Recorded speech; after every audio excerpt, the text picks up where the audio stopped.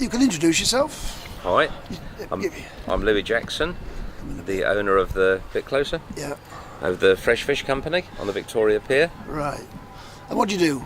Tell us I'm basically a fish merchant who supplies local cafes, restaurants and hotels, and we also operate a shop, which is just at the bottom of Mount Bingham. That excellent shop where you sell a wide range of seafoods and other things. And a huge range of seafoods, all different sorts of cooked products, fresh fish, freshly cooked shellfish.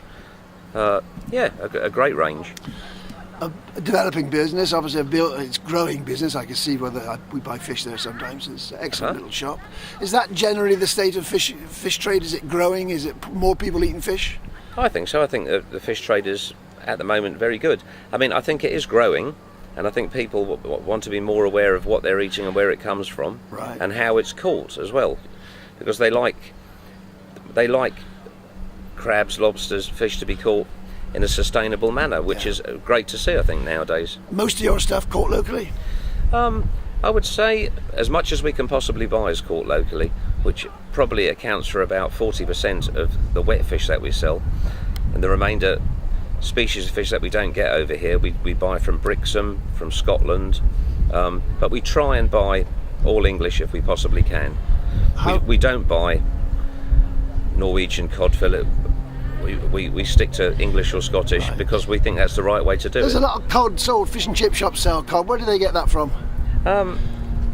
I believe all of it. I mean, I think basically fish and chip shops buy the frozen product. They buy cod fillet because it's exactly the right size. It's individually blast frozen, and it just makes life easier. It all seems remarkably fresh. I mean, I buy it at fish and chip shop. I think it generally is very good. I mean, I think nowadays, in the right hands, producing cod fillet on that kind of a scale in a factory environment, it is done really, really well, and it is individually blast frozen fillets, and it's a very good product. I'm impressed with the stuff we buy locally. Yes, I agree. How many fishing boats do you reckon there are active commercially in Jersey? I should think the whole island, St Helier and the north coast and the St Brelade's, because there is professional fishermen work out a lot of the bays, including St Wands and Latac, and at a guess I would have said between 70 and 80 different boats. Does anybody go long distance from here? Anybody sell? There is one or two larger boats. There's one large trawler that operates. He lands most of his catch directly into France, into Granville, but the majority of the boats are just day boats. And they're just a couple of people on board, 2 or 3 at the most? Two or three, and quite a lot of individual fishermen who just work on their own. Right. The money they make, that's enough. I mean, do they make enough all year round? Because there was a spell, I think it was last year, a lot of the boats simply couldn't go out. That was a long time because the weather was so bad. I mean, you do get those unfortunate winters where, I mean, that does happen. It's, the last one wasn't the only one that's happened before, but that's the luck of the draw.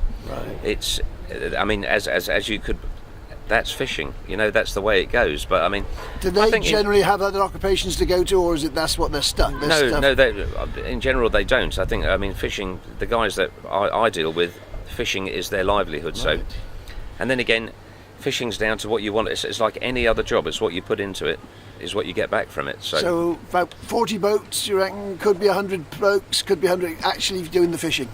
Yeah, it could be. I think there's about 35 to 40 boats out of St Helier. But I think if you've got a proper head count of the whole island, I think it would be between 80 and 100 boats. Is it all men? Are there any women fishermen that you know of? Only one female that I know of, but there could well be more ladies. Right. Yeah. Okay. So your trade is quite busy. What do you know about Guernsey? Do you ever buy in fish from Guernsey? Do the boats ever come in here from Guernsey? Not to me, they don't. I mean, probably 10 years ago we did used to have a couple of Guernsey boats we dealt with, but that's 10 years ago, so at the moment I don't. But there is Guernsey boats that do come here to land to other shellfish companies. Now, obviously I'm looking at it from a BREXIT point of view. What will happen if the United Kingdom goes out of the European Union, which is what they said they've got to do, that's what the public want? Will that affect anything? Do you think it'll affect anything here? Personally, I don't think it will affect anything. I think it'll be a good thing for the whole of the fishing industry right throughout the United Kingdom. This is my own personal view, and I think it'll take 2 to 3 years to really see the benefit, because I think it'll take 2 to 3 years to iron out all the red tape anyway. Right.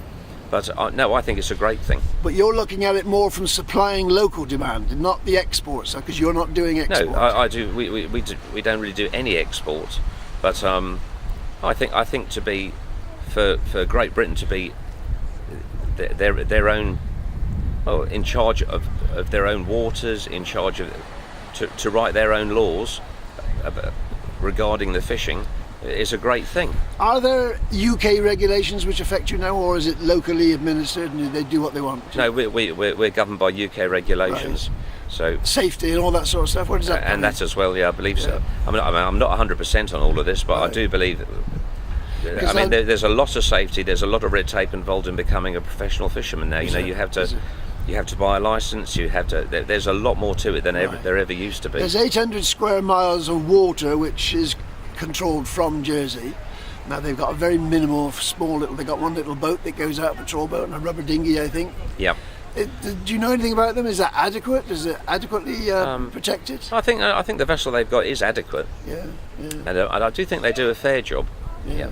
Do they ever come to you and say, "Oh, we want to have a look at what fish you've got," or check in the site? No, they do indeed. They come and measure the lobsters that we buy and the crabs we buy, which Right. is what you want to see them doing. So. Right. Okay.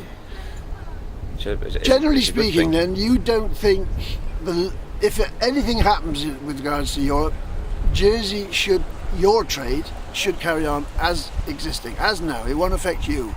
No, it won't affect me. No, definitely not. I can't see how it could. Is there anybody in the fishing business it might affect? I mean, I'm predicting. We don't know what's going to happen. We're just trying to guess what will happen. I think the only thing that could happen regarding the fishing industry in Jersey and Brexit and us leaving the EU is good. Yeah. I don't believe we'll lose any customers, because a lot of shellfish in Jersey is exported to Europe. Right. And I don't think that'll be affected in any way. I think if anything, it'll increase prices, which would be better for the fishermen. So I think all in all, it's a good thing. There's talk about them putting tariffs on stuff going from here going into Europe. We just don't know whether that will happen. Yeah. But could the market sustain tariffs? It depends what they are, of course, doesn't it? Yeah, I think it probably could, depending on how big the tariff is, obviously. But lucky for me, it won't affect me. So I could never understand. I used to go to France and they'd say, "Oh, our stuff comes from Jersey," and they're selling it in supermarkets cheaper than you can buy it in Jersey. But then I don't understand. no, I don't understand that myself, actually. Okay.